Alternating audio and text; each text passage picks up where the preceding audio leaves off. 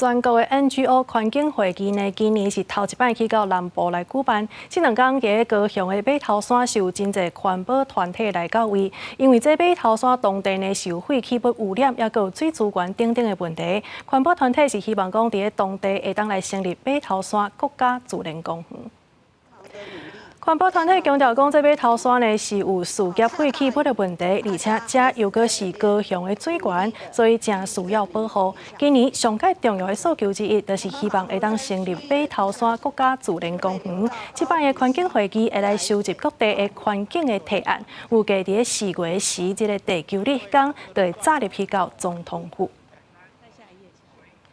另外，咱要来看这宜兰的乌石港甲运动公园附近呢，出现30层的这个大楼。县政府来启动视觉景观敏感地区的研究，针对这风景区的建筑高度提出规范，就连这造型甲色水也有规定，希望会当正做是都市计划的一部分，来维护宜兰的风景。今日宜兰头城乌石港，当看到是栋30层楼高的建筑物，都位伫南洋博物馆的边仔真插目。这栋建筑物互外界集齐，破坏当地景观。官府就安尼，最近几年启动视觉景观敏感地区研究，第一阶段就选定乌石港甲罗东林业文化园区，针对建筑物的高度、色水甲造型，提出限制规范，搭立都市计划。针对龙潭湖、大湖，也是做视觉敏感区的一个规划。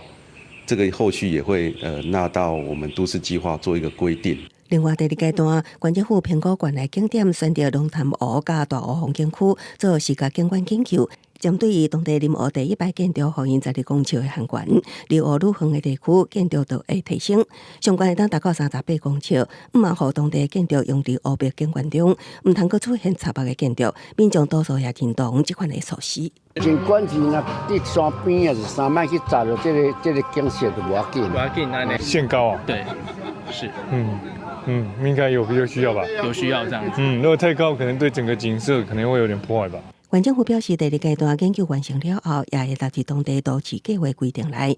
县内风景区的建设属于公共财，毋通接到研究案，互建筑物会当甲风景互相搭配。后续也会继续监测宜兰景点研究，避免插目的建筑搁出现。公视新闻采访报道。